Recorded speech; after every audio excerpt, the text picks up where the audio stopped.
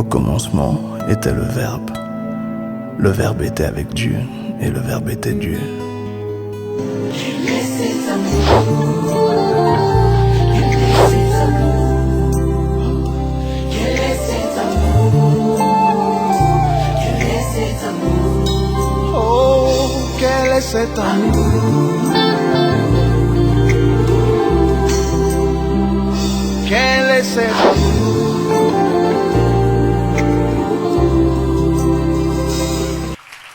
Nous disons shalom, saluez votre voisin, votre voisine, celle ou celui qui est à gauche, à droite, dis-lui shalom, que la paix du Seigneur soit avec nous. Alléluia.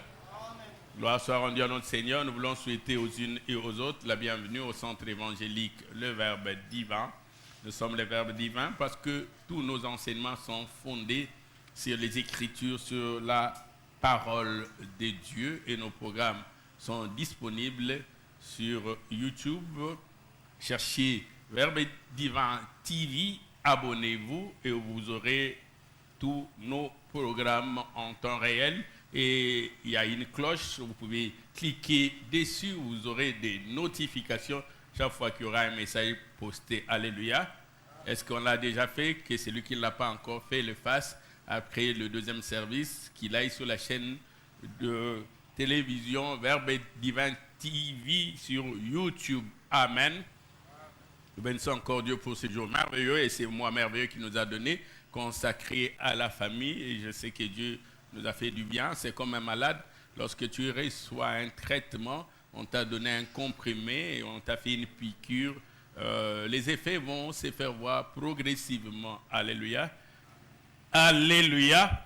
Moi, je crois que les effets se feront voir parce que tu as reçu les traitements adéquats, les comprimés qu'il fallait pour te soigner. Alléluia. Gloire soit rendue à notre Seigneur. J'ai dit gloire soit rendue à notre Seigneur.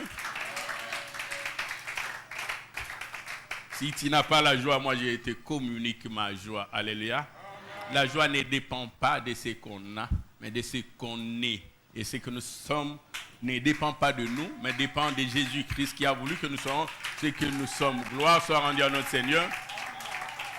C'est vrai, il y a longtemps encore, quelques jours passés, nous avons commencé cet enseignement avec comme thème « Les pères ont mangé les raisins verts et les dents des enfants en ont été agacés. Les pères ont commis des fautes et les enfants en ont payé les prix. » Alléluia. Nous avions tiré bien sûr du livre du prophète Ézéchiel, nous l'avions lu en son temps. Dans le 18e chapitre, le 2e verset, Ézéchiel s'interroge, se pose cette question, pourquoi dit-on les pères ont mangé des raisins verts et les dents des enfants en ont été agacées. Nous avons cheminé après l'introduction. Oui, pourquoi nous devons encore les dire comme s'interroge le prophète Ézéchiel? Pourquoi nous continuons à dire ces vieux proverbes?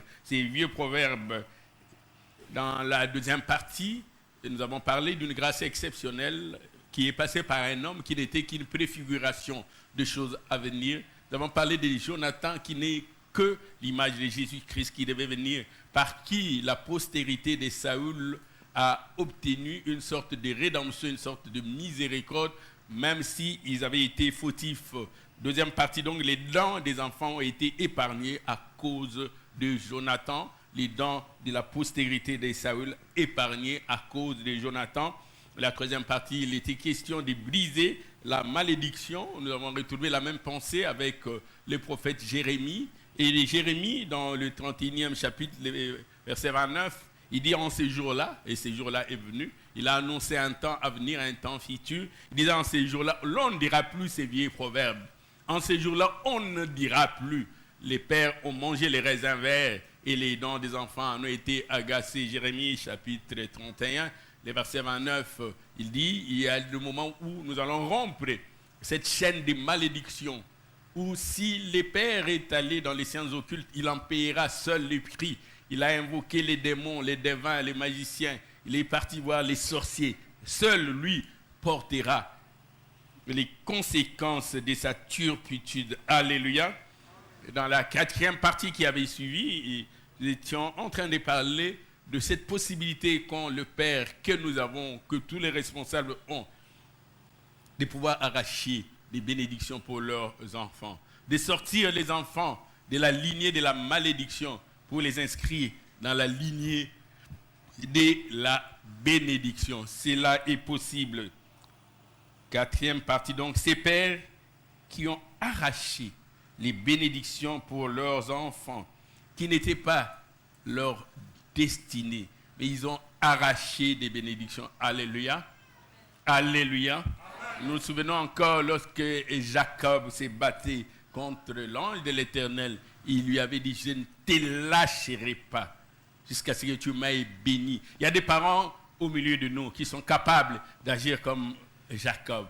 Tant qu'il n'a pas rassuré, il n'a pas assuré, il n'a pas obtenu la bénédiction pour sa postérité, il ne lâche pas. Il continue et il continuera à se battre. Alléluia. Quelqu'un peut dire avec moi, pour l'amour de ma postérité, pour le bien-être de ma postérité, pour la joie de ma postérité,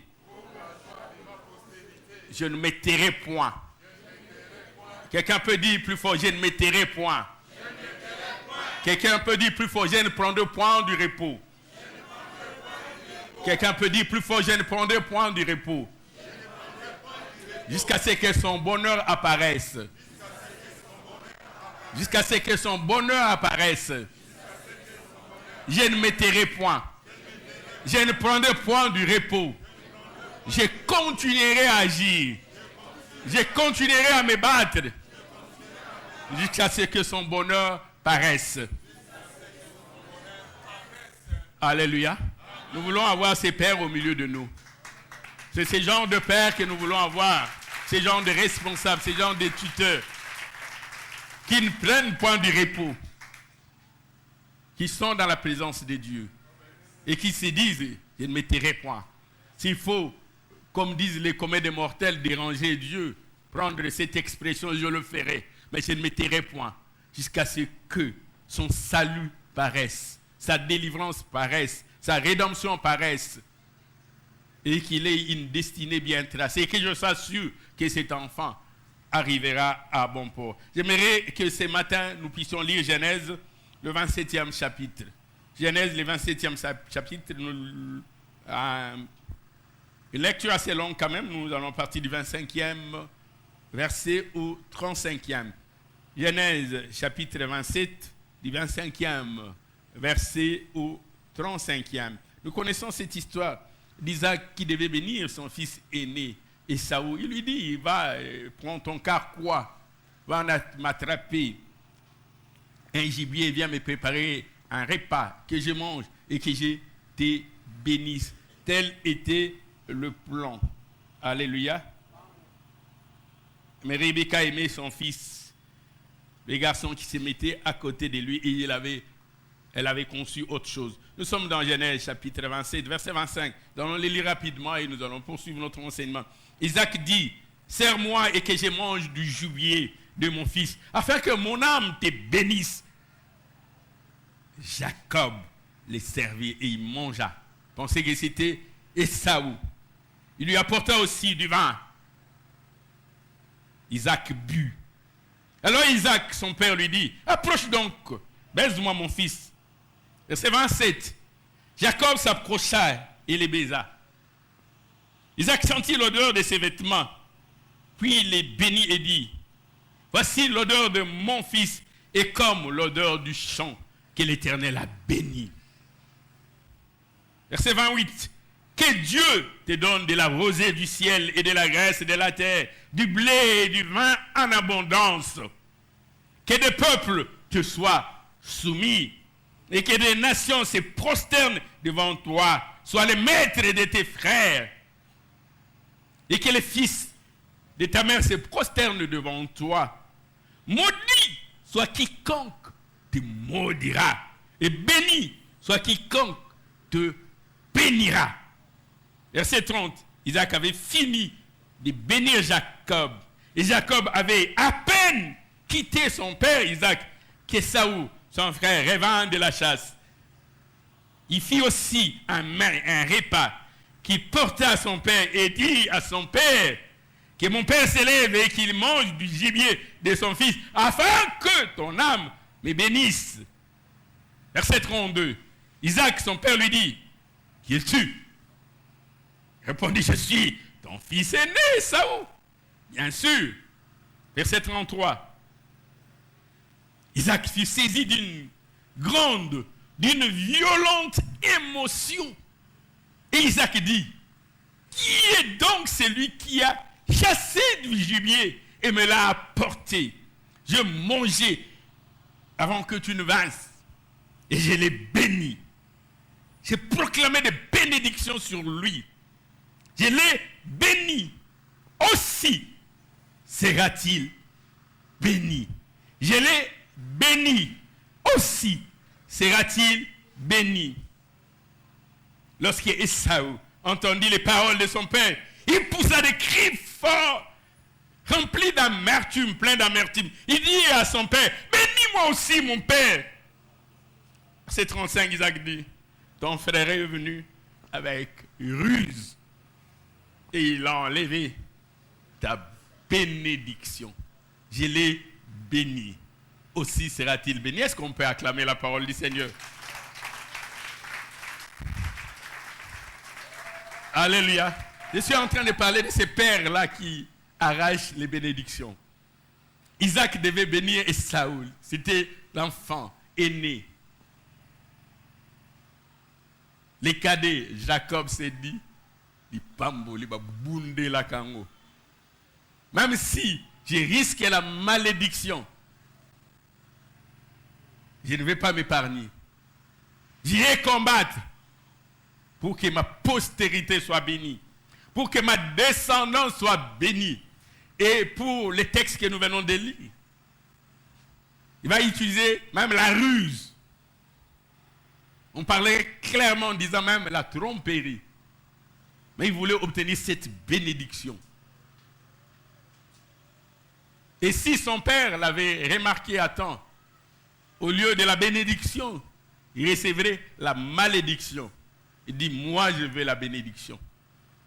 Il va utiliser tout le moyen pour que ma postérité après moi, ma lignée après moi, soit la lignée de la bénédiction. Bien-aimé dans le Seigneur, il y a des choses à faire.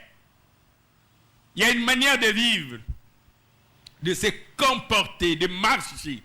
Il y a une attitude à avoir, un comportement à adopter pour non seulement attirer la bénédiction sur soi, mais prévoir une provision de bénédiction pour sa postérité.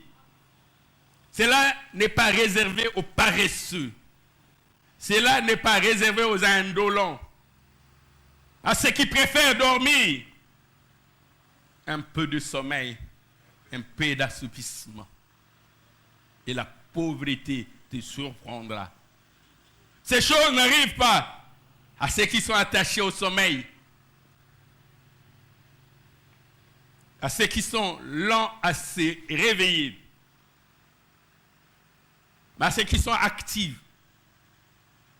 Ça, c'est curieux de comprendre qu'Abraham, qui avait reçu la bénédiction primaire de la part de Dieu, sa postérité, la première, qui est sortie de lui selon la volonté de Dieu, Isaac, qui était béni. Mais Genèse nous dit, Isaac s'aima. Isaac, tu es déjà béni. Mais il s'aima. Et il récolta au centuple. Il y a une attitude pour attirer la bénédiction, pour assurer la bénédiction. Un comportement responsable à avoir pour protéger la postérité qui devait venir. Nous nous rappelons encore ce texte des juges. On va dire à la maman, la femme de Manoah, la maman de Samson. On dit, tu ne boiras ni vin, ni liqueur forte, ni rien d'impur ne entrera dans ta bouche. À cause de l'enfant qui devait être conçu, qui n'était même pas encore conçu. Mais les parents étaient appelés à adopter une attitude responsable pour que l'enfant qui devait naître puisse accomplir sa destinée. Alléluia. Alléluia. Je voudrais dire aux uns et aux autres, par ton attitude irresponsable, tu peux gâcher la destinée de tes enfants. Par ta négligence coupable, tu peux gâcher la destinée de tes enfants.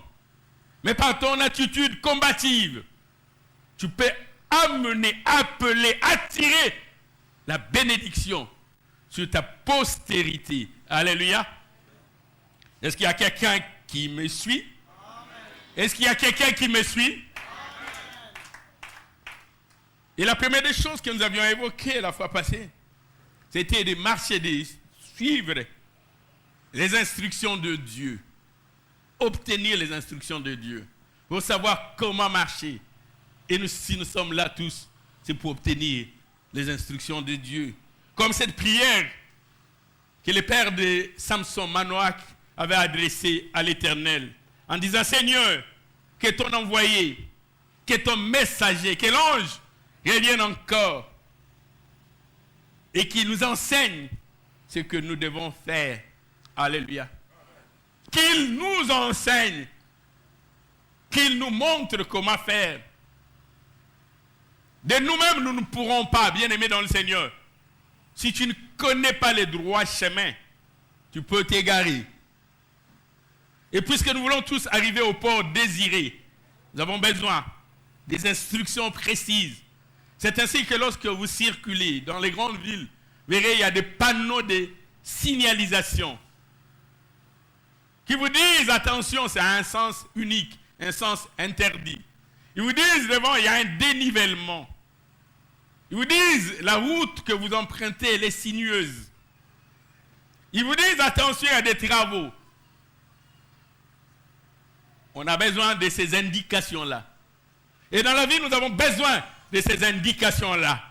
Or, pour avoir de bonnes indications, nous ne devons l'obtenir que de celui qui connaît où nous allons. Celui qui connaît comment sera 2025. Celui qui connaît comment sera 2030. Il va quitter le futur pour nous rejoindre au présent. Vous dites non. Là où vous allez en 2030, voilà comment le monde sera. Comment vous préparez à affronter les choses qui vont venir. Il y aura ceci, il y aura cela. Il connaît, il n'attend pas de recevoir l'information. Il n'a pas besoin d'un informateur qui soit le premier à être informé, non.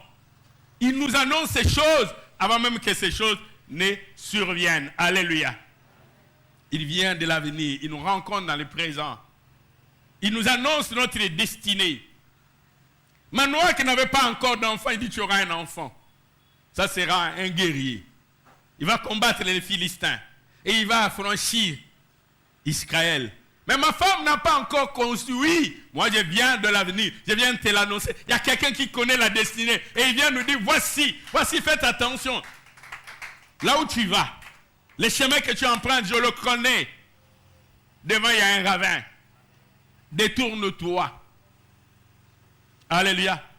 Le roi de Syrie, Ben-Hadad, s'était inquiété en disant à son conseil, lequel de vous est contre moi? Chaque fois que je conçois des choses, même en privé, même dans ma chambre, le roi d'Israël est informé du nom, personne n'est contre toi. Il y a une sentinelle en Israël. Il y a une sentinelle en Israël. Il y a quelqu'un en Israël. Il y a un prophète en Israël. Tout ce que tu dis, même en secret, il en a la connaissance. Il connaît ce qui va arriver. Même avant que tu ne décides de là où tu vas mettre ton campement, lui connaît déjà. Avant même que tu n'aies pris la décision, il l'a dit déjà au roi d'Israël. Il dit demain, il tiendra son conseil. Il va se tenir à tel endroit. Toi, tu crois avoir changé ta stratégie la nuit. La nuit, tu te disais, au lieu de prendre le chemin B, je vais leur annoncer le chemin A. Je vais les prendre de court. Mais l'homme de Dieu avait déjà annoncé au roi, il ne prendra pas les chemins. C'est une fausse manœuvre. Avant même que toi, tu changes de stratégie pour prendre de court tes ennemis, l'homme de Dieu l'avait déjà annoncé. Il dit, ces soldats pensent qu'ils prendront le chemin A. Ils se préparent par rapport à cela, mais ils prendront le chemin B. Et toi, les stratèges, le matin, tu te réveilles et dis non, changement de dernière minute, nous prendrons le chemin B. L'homme de Dieu dit, mais moi j'avais déjà annoncé ça. Alléluia. Alléluia. Gloire soit rendue à notre Seigneur.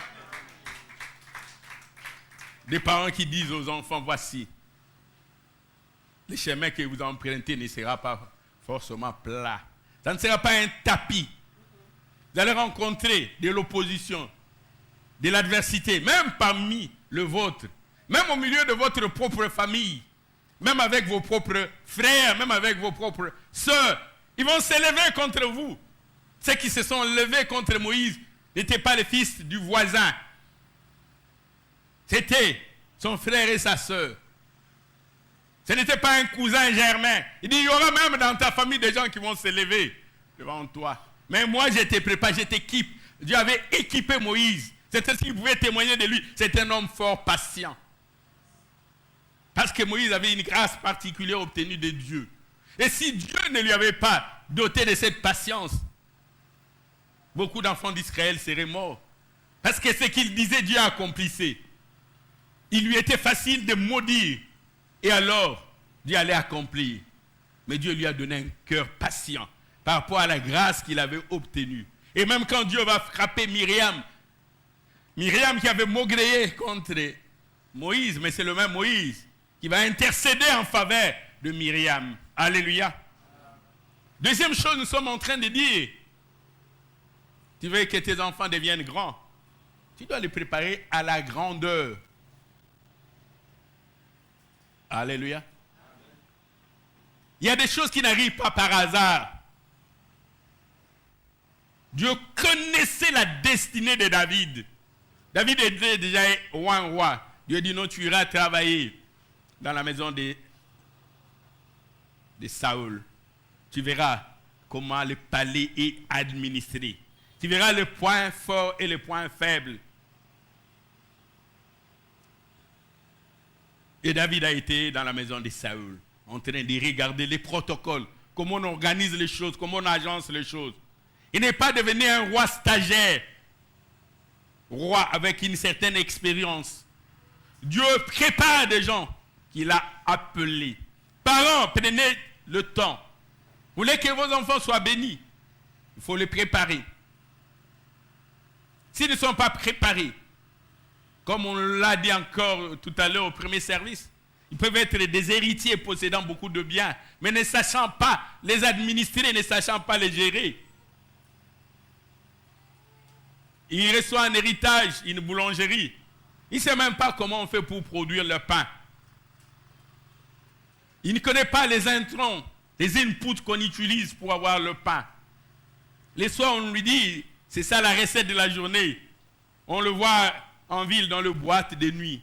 Il oublie que demain, pour produire encore du pain, il lui faut acheter la farine.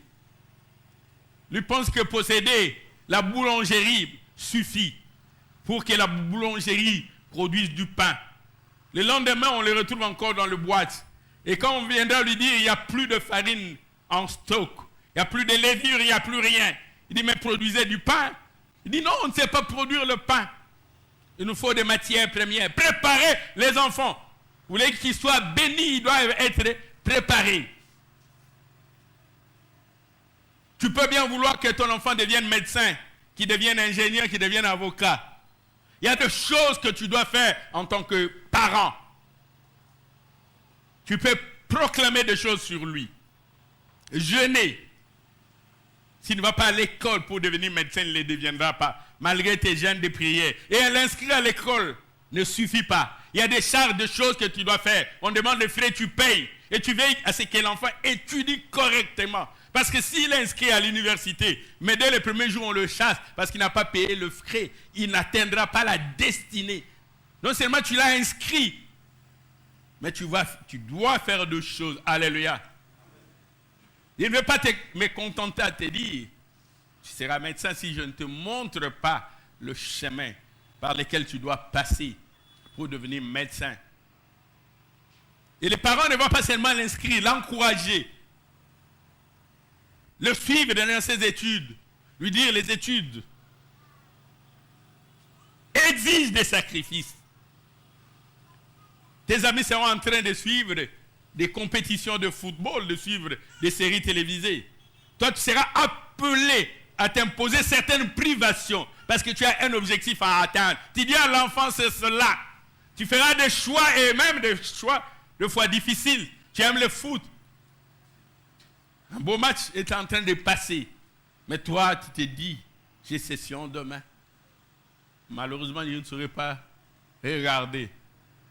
Tu ne vas pas étudier à côté d'un poste de télévision pour suivre une fusque à distance les scores, non. Tu t'isoles.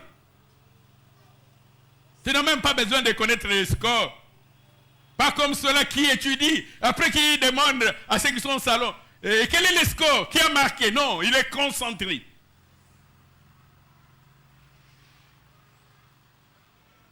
Préparez les enfants à cela. Dieu avait béni à Abraham. Deuxième point, nous disons, préparer les enfants. Genèse chapitre 18, verset 18. On peut lire jusqu'au verset 19. Genèse chapitre 18. Parents, responsables, tuteurs, grands frères, ou qui assumez le rôle de parents. Je voudrais nous dire, il ne suffit pas seulement de dire. Il y a des choses que nous devons faire. Nous devons nous imposer des privations, des sacrifices. Genèse 18, verset 18. Abraham deviendra certainement une nation grande et puissante. Il deviendra certainement une nation grande et puissante. Et en lui seront bénies toutes les nations de la terre. Verset 19, c'est assez curieux. J'aimerais que nous puissions lire ensemble le verset 19. Je l'ai choisi. Dieu dit, j'ai choisi Abraham. Afin qu'Abraham ordonne à ses fils et à ceux de sa maison, après lui, de garder la voie de l'Éternel. Dieu, tu as béni Abraham. Mais il y a deux choses que tu exiges, que tu attends d'Abraham. Qu'Abraham doit faire. Alléluia. Parents, cela est ta responsabilité. L'enfant qui a 4 ans, 5 ans ne s'inscrira pas lui-même à l'école. C'est ta responsabilité. Il dit, j'ai choisi Abraham afin qu'il ordonne à ses fils. Dans d'autres versions, on dit à sa descendance, à sa postérité et à ceux de sa maison après lui, de garder la voie de l'Éternel en pratiquant la droiture. On est béni, ça ne suffit pas. Non, ça ne suffit pas. Jérémie 17,4 dit, tu perdras par ta faute l'héritage que je t'avais donné, toutes les bénédictions qui étaient proclamées sur toi, les portes qui devant toi étaient ouvertes, ce que je t'avais donné, tu peux le perdre en pratiquant la droiture, en bon, et la justice. Et qu'ainsi l'Éternel, il voulait dire de la sorte que l'Éternel accomplisse en faveur d'Abraham les promesses lui est faites. Il y a des choses qu'Abraham devait faire pour amener à l'accomplissement et un accomplissement parfait de ce que Dieu avait demandé.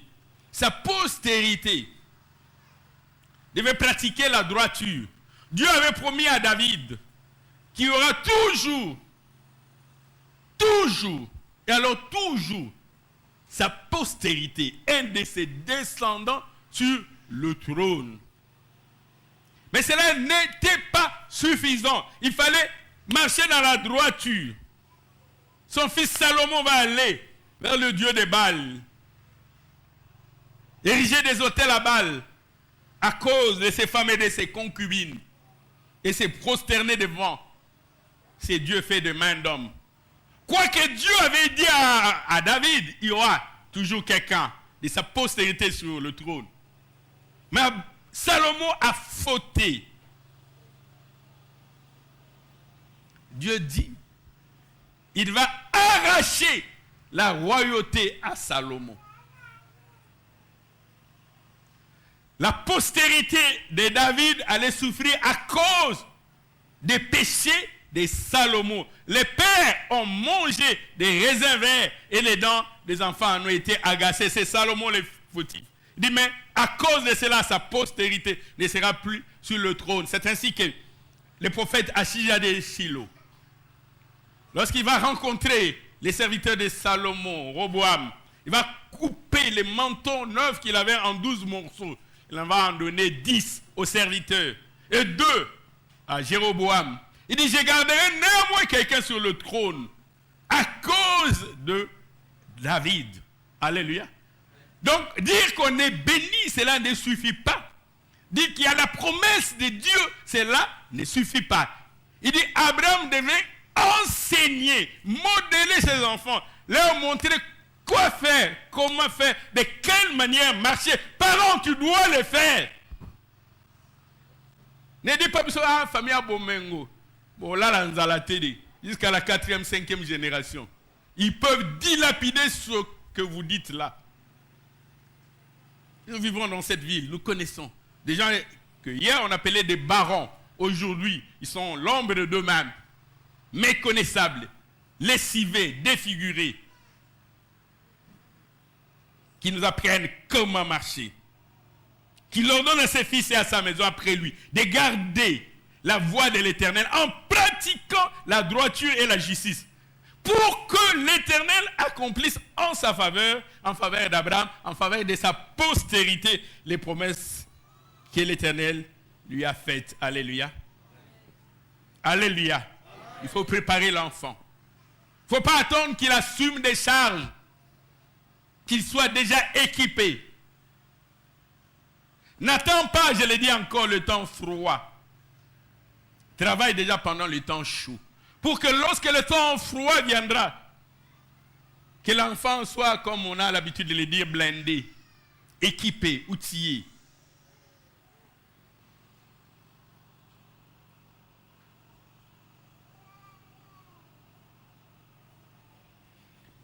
Et Salomon, avec toute la connaissance qu'il a obtenue et l'expérience vécue, il peut dire dans Proverbes chapitre 3, versets 11 à 12, Proverbes chapitre 3, versets 11 à 12, il dit, mon fils, ne méprise pas la correction de l'Éternel. Ne méprise pas. Ne rejette pas. C'est une faveur que d'être corrigé par l'Éternel. Si nous nous réjouissons lorsque nous nous trompons et qu'un humain nous corrige, à combien plus forte raison lorsque la correction vient de Dieu. Car l'Éternel châtie celui qu'il aime, comme un père l'enfant qu'il chérit.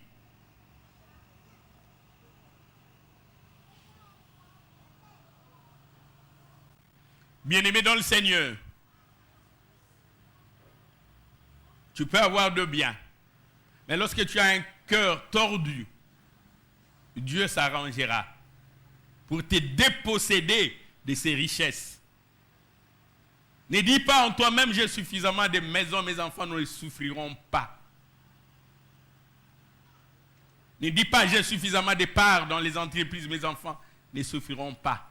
Lorsque tu as un cœur tordu, tourné vers la méchanceté, faisant du mal au lieu du bien, Dieu peut t'arracher cela et le donner à quelqu'un qui a un cœur droit. De la même manière, il n'a pas hésité à arracher la royauté à la postérité de David et donner à un serviteur de David, un serviteur de Salomon, qui n'était pas dans la lignée, qui d'après la royauté ne pouvait pas devenir roi parce qu'il n'était pas prince, mais serviteur. Mais Dieu peut arracher la royauté à un roi et confier la royauté à un serviteur. Lorsque le roi est méchant, lorsque le prince est méchant, ne te contente pas de dire je suis un prince, alléluia. Est-ce qu'il y a quelqu'un qui me suit? Est-ce qu'il y a quelqu'un qui me suit? Est-ce qu'il y a quelqu'un en ces lieux qui comprend? Proverbe chapitre 13, verset 22, la Bible nous dit, Proverbe chapitre 13, verset 22, la Bible nous dit, je pensais que vous aviez vos Bibles. Proverbe chapitre 13, verset 22, la Bible dit, l'homme devient pour héritier les enfants de ses enfants. Les enfants de ses enfants. Mais les richesses, l'abondance, le bien du pécheur sont réservés pour les justes. Tu peux avoir des richesses, des biens en abondance. Lorsque tu as un cœur tordu, Dieu va t'arracher cela et va le donner aux justes. Il est important d'apprendre à l'enfant le droit chemin. Ne te contente pas de dire, j'ai souscrit une assurance pour mon enfant. Je lui ai réservé beaucoup de biens. S'il n'a pas un cœur droit, Dieu peut. Il a le pouvoir, il a les moyens de le faire. Il n'a pas hésité à arracher la royauté à Salomon et ne garder que Judas à cause de David. Si Dieu n'avait pas fait la promesse à David, il n'y aurait eu plus personne. Mais à cause de la promesse faite à David, qui n'est que l'accomplissement des prophéties. La troisième des choses, deuxième, j'ai dit préparer l'enfant. Troisième des choses, donner des bons conseils. On n'a toujours pas de bons conseillers. Non, on n'en a pas toujours. Ce n'est pas parce qu'il s'est dit il est ton frère ou ta soeur qu'il est un bon conseiller. Le roi Akab avait pour femme Jézabel. La redoutable Jézabel, qui n'a jamais été une bonne conseillère. Ce n'est pas la proximité avec la personne ou le genre de relation que vous avez avec la personne qui vont vous amener à croire qu'on vous prodigue des bons conseils. Akab voulait acheter au prix d'argent la vigne de Naboth. Il lui a proposé des prix. Naboth a refusé en disant, je ne vendrai pas l'héritage de mes parents. Et Akab n'a usé d'aucune contrainte, quoi qu'il soit roi. Il est rentré tout triste. Il se disait, j'aurais bien voulu lui donner de l'argent, il a refusé. Sa femme, Jézabel, va lui dire, n'est-ce pas toi qui exerces la royauté? Il dit, mais bien sûr, mais c'est bien, appartient à autrui. Il dit, oui, aujourd'hui ça appartient à autrui. Mais demain, moi je peux faire que cela te revienne. Il dit, mais j'ai voulu acheter, il a refusé. Il dit, qui te dit que pour posséder un bien, il faut l'acheter? On peut acheter, on peut aussi prendre de sang, acheter. Des mauvais conseils, venant de mauvais conseillers. Pour Akab, c'était Jézabel, sa femme, la redoutable. Imaginez-vous, l'homme de feu, l'homme puissant, les prophètes Élie et Tishbite, qui avaient confondu 450 prophètes de Baal et 400 prophètes d'Astarté. Mais quand Jézabel va se lever, et il va fuir. L'une des rares femmes dont les livres d'Apocalypse, les révélations de Jean parlent, lorsqu'on parle de la religion de Jézabel. Redoutable. Savoir donner de bons conseils. Lorsque David, voyant ses jours s'approcher, il s'est dit, je ne peux pas laisser mon fils de cette manière-là. Il y a des choses que je dois lui dire afin qu'il sache. Parce que c'est lui qui doit gouverner après moi, il doit savoir quel genre de relation il doit entretenir avec le voisin. Donner de bons conseils. Est-ce que les conseils que vous donnez sont bons? Mon frère, ma soeur, les conseils que vous donnez à votre époux, à votre épouse, à votre frère, à votre soeur, à votre gendre, à vos proches. Des exercer pouvoir. Ça, ce sont des conseils de Jézabel. J'ai dit, ce sont des conseils de Jézabel. Méfiez-vous de cela. Est-ce qu'il faut prouver? Ce sont des conseils de Jézabel. Nous avons besoin de bons conseillers. Pas les conseils du genre Otier Natier. David approchait du moment de sa mort et il donnait ses ordres à Salomon. Oh, David, ce que tu dis pour dire que ce qu'il disait à Salomon était impératif. Salomon n'avait pas d'option, il n'avait pas de choix. C'était des directives, c'était des orientations. Il disait, je m'en vais par les chemins de toute la terre, de tout homme. Fortifie-toi et sois un homme. Aujourd'hui, je suis là.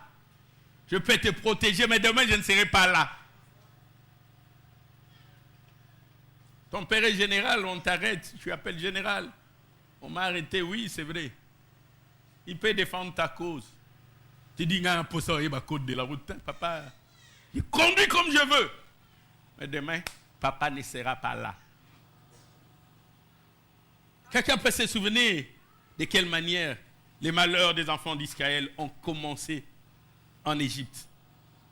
La Bible dit, ces bouts de phrases, il arriva qu'un pharaon qui n'avait point connu Joseph. C'était fini. Les gens respectaient Israël parce que les gens connaissaient Joseph. C'est que Joseph avait fait. Mais un jour sur le trône, arriva un pharaon, il ne connaissait pas Joseph. Aucune reconnaissance vis-à-vis de Joseph, aucune gratitude. On lui dit ça, c'est quoi? Ce sont des étrangers. Mais pourquoi ils occupent des postes de noblesse comme ça? Ce sont des étrangers, oui. Il dit, mais chez nous, les étrangers sont des esclaves. Il dit non, et ils sont venus à l'époque, il y avait un Joseph. Il dit non, non, non. Servitude, travaux forcés. Aujourd'hui, tu as quelqu'un, tu appelles, il intervient. Apprends. Je prends cette figure de style en disant, apprends le code de la route. Apprends comment conduire. Il a encore temps. Quand il viendra, c'est lui qui n'aura pas connu ton père, ton oncle, ton protecteur. Sois un homme, observe les commandements de l'Éternel, ton Dieu, en marchant dans ses voies et en gardant ses lois, ses ordonnances, ses jugements. C'est assez curieux. Je suis en train de chercher, je n'ai pas vu. À part pour la construction du temple, où il avait précisé les biens, les plans, le schéma, le poids. Pour le reste, il ne dit pas non, j'ai t'ai laissé 50 kilos d'or. J'ai t'ai laissé autant de carats de diamants. J'ai t'ai laissé telle fortune. David n'en parle pas. Mais il vient de nous parler de valeurs morales. David dit à ton fils, où se trouvent les trésors, où se trouvent les coffres forts, donne le code, donne le mot de passe. David n'en parle pas. Mais David, qu'est-ce que tu dis à Salomon? Verset 3, 1 Roi chapitre 2, verset 3, observe les commandements de l'Éternel. Coffre fort, ton Dieu en marchant dans ses voies et en gardant ses lois. Où se trouve de l'or? En observant ses ordonnances, ses jugements et ses préceptes, selon ce qui a été écrit dans la loi de Moïse. Oh, papa! Papa! L'or se trouve où? Afin que tu réussisses dans tout ce que tu feras et partout où tu te tourneras, afin que l'Éternel, ton Dieu, accomplisse cette parole qu'il a prononcée à moi. Papa, tu vas bientôt mourir. Ma français Milaï, et tu vas aller au minute rotanga. L'or, c'est où? Si tes fils prennent garde à leur voie en marchant avec fidélité devant moi et de tout leur cœur, de toute leur âme, tu ne manqueras jamais d'un successeur sur le trône. Oh! Et puis il termine. Il dit, papa, c'est tout? Oui, c'est tout. Et coffre fort, suis ce que je t'ai dit. Mot de passe, Suis ce que je t'ai dit. Alléluia. Alléluia. Est-ce que nous sommes ensemble? Est-ce que nous sommes ensemble? Je voudrais dire aux parents, vous êtes pour beaucoup dans la réussite de vos enfants, mais vous êtes aussi pour beaucoup dans leur échec. Il y a des choses que vous devez inculquer. Le verbe utilisé dans la Bible, c'est inculquer. Faire entrer même avec un marteau que ça entre. C'est valeur sûre, inaliénable, non négociable. C'est ce que l'administrateur Léon aime beaucoup ce texte de Proverbes, chapitre 22, le verset 6. Instruis l'enfant selon la voie qu'il... Ah, je pensais que vous alliez dire qu'il peut suivre. Qu'il doit suivre. Instruire l'enfant selon la voie qu'il doit suivre. Quand il sera grand, non pas quand il sera grand, quand il sera papa, quand il sera vieux, quel genre de leçon que vous pouvez donner à un enfant? Il chemine avec, il marche avec jusque dans sa vieillesse, parce qu'il aurait eu ses dépôts pendant qu'il était encore enfant. Alléluia.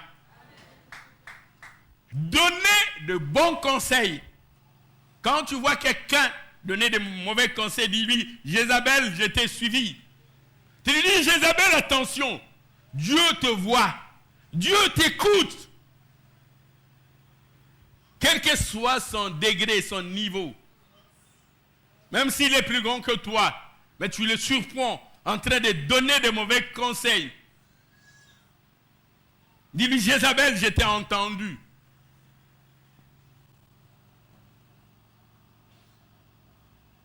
Quatrième chose, c'est assez curieux.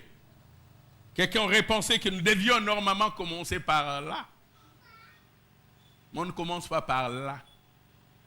Si les poches sont trouées, tu peux y mettre n'importe quel trésor, il n'y aura rien. Commence d'abord par accommoder les poches. Ensuite, tu amèneras les trésors. Nous n'allons pas amener la bénédiction sur le roc. Nous cherchons d'abord à fertiliser la terre. Bien-aimé, commence d'abord par fertiliser la terre.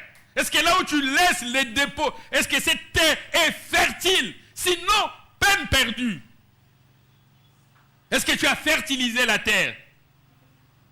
Avant d'amener la sémence, commence par fertiliser, je l'ai dit à quelqu'un. Est-ce qu'il y a quelqu'un qui me suit? Est-ce qu'il y a quelqu'un qui me suit? Est-ce qu'il y a quelqu'un qui me suit? Bien-aimé, tu peux changer les choses dans ta famille. Il dit non, nous on a toujours fait ceci, ça n'a jamais marché. Demande à tes parents, avant de mettre, est-ce que vous avez fertilisé la terre? Oh non, ton voisin pas Loni. Voisin Loni, il avait déjà fertilisé la terre. Ne vois pas parce qu'il est en train de s'aimer, toi tu commences à s'aimer. Dis-lui qu'est-ce que tu avais fait avant de s'aimer. Tu viens de tes courses, tu vois tes amis en train de jouer au foot. Tu te mets aussi à jouer au foot. Avant de jouer au foot, tu leur demandes, qu'est-ce que vous avez fait d'abord avant de venir jouer au foot? Non, moi j'avais mes devoirs à faire, j'ai déjà terminé. Ah bon? Et toi, moi je devais relire mon cours de sciences, j'ai déjà terminé. Ah, mais moi je n'ai pas encore étudié, et je ne joue pas. Et ils ont déjà fertilisé la terre. Ne t'engage pas comme ça avec les mains. Oh, tu mettez les balles ensemble. Qu'est-ce qu'ils ont fait avant? Parents, grand frère aîné, tuteur, suivez-moi. C'est bien de proclamer les bénédictions. Mais cette sémence, vous la déposez où? Tu peux amener la bonne sémence sur la mauvaise terre, sur du roc. Ça ne produira rien. Dis, ce sont des sémences sélectionnées. Oui, c'est sélectionné. Où est-ce que tu déposes la sémence?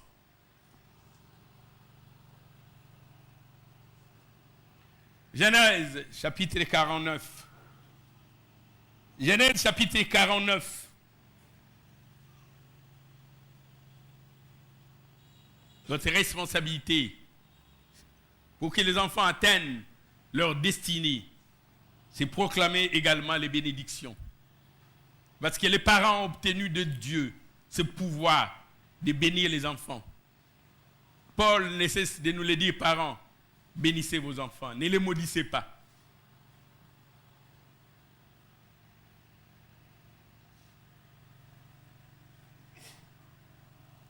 Genèse 49. Jacob appela ses fils et dit, assemblez-vous, et je vous annoncerai ce qui vous arrivera dans la suite de temps.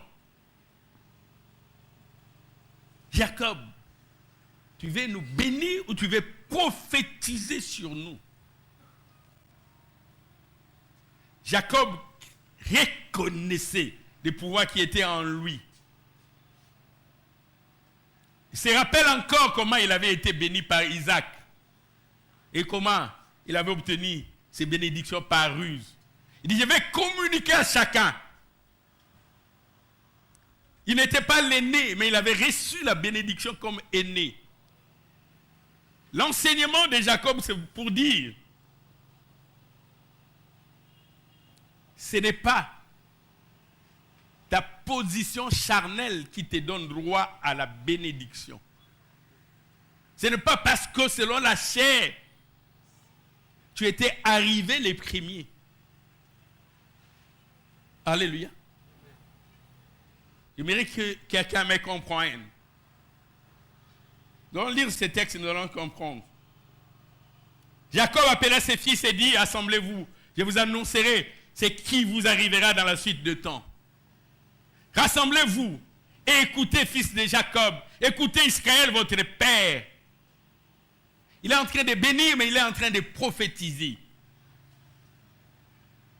Il est en train de dire, je m'assois sur la bénédiction que j'ai reçue, mais aussi sur l'autorité que Dieu m'a donnée sur vous. Cela n'avait pas suffi. Il va ajouter une troisième dimension sur votre comportement, votre attitude, votre manière d'être, de vivre, de marcher. Il dit, quoi que vous soyez ma descendance, vous ne serez pas bénis de la même manière. Alléluia. Quoique ma descendance, mais chacun recevra de la manière dont il a agi. Comme cela a été pour les enfants de Noé, Sem, Cham et Japhet. Cham, le père de Canaan, était frère à Sem, à Japhet. Mais pendant que ses frères ont reçu la bénédiction, la postérité de Cham a reçu la malédiction. Alléluia.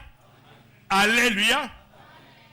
Voici ce qu'il dit. Nous sommes dans Genèse chapitre 49, verset 3. Ruben, toi, premier-né, toi, ma force, toi, le prémisse de ma vigueur,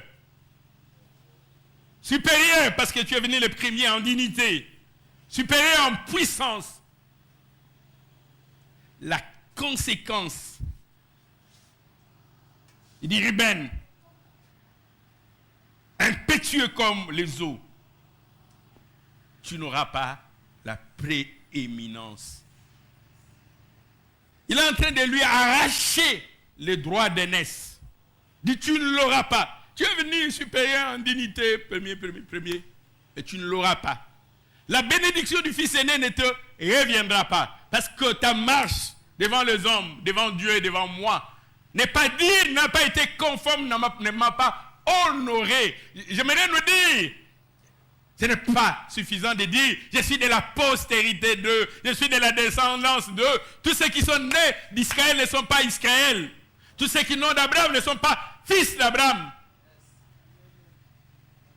Ismaël est né d'Abraham, mais ce n'est pas l'enfant de la promesse.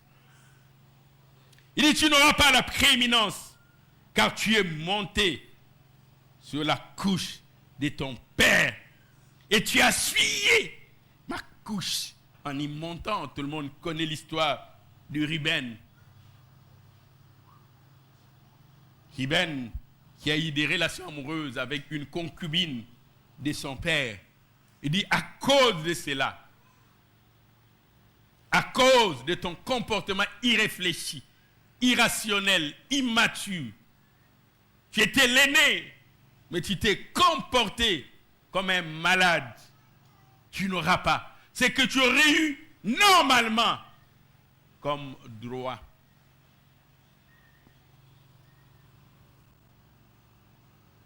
Il appelle le deuxième et le troisième.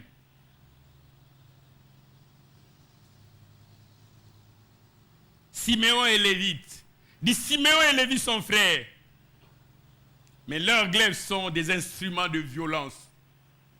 J'ai comme l'impression que c'est le prophète Samuel devant la maison d'Isaïe, en train de chercher celui qui devait être un roi. Mais il regarde, il dit pas toi. Il dit pas toi. Siméon et Lévi, il dit vous avez coupé des prépuces. Vous ne méritez pas. Leurs glaives sont des instruments de violence.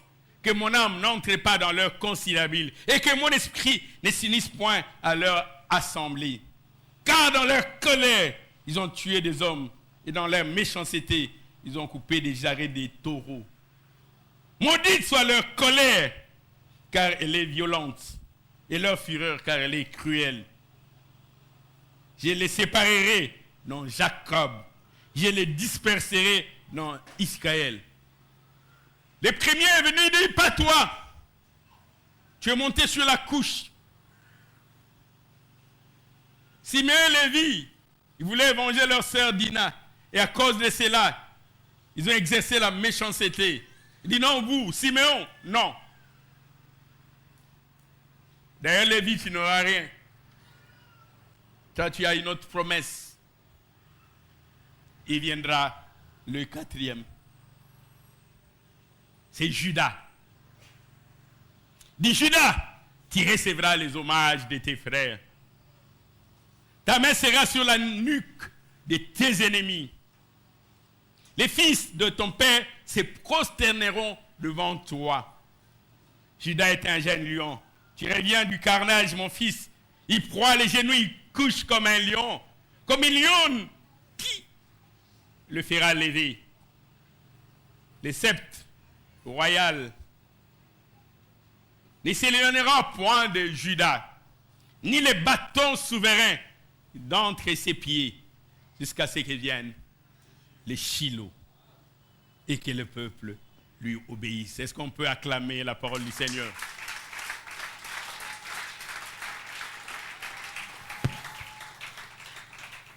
Je suis en train de dire à quelqu'un, tu peux changer la destinée de ta famille. Tu peux changer la destinée de tes enfants. La famille, tu peux amener cela. Tu peux changer les choses. Dieu t'en donne le pouvoir, le moyen.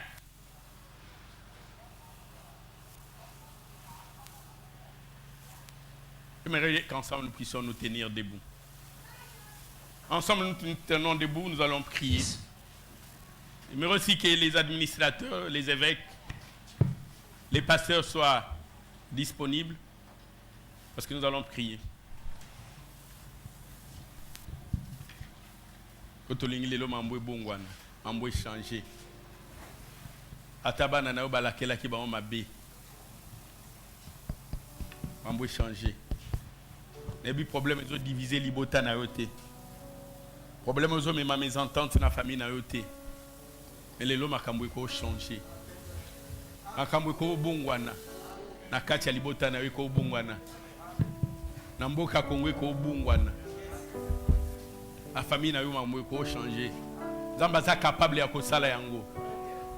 J'aimerais que les hommes de Dieu se déploient dans le couloir. Nous allons prier ensemble pour qu'il y ait des changements. J'aimerais voir les évêques, les administrateurs, les pasteurs. Mettez-vous, nous allons prier pour le peuple de Dieu.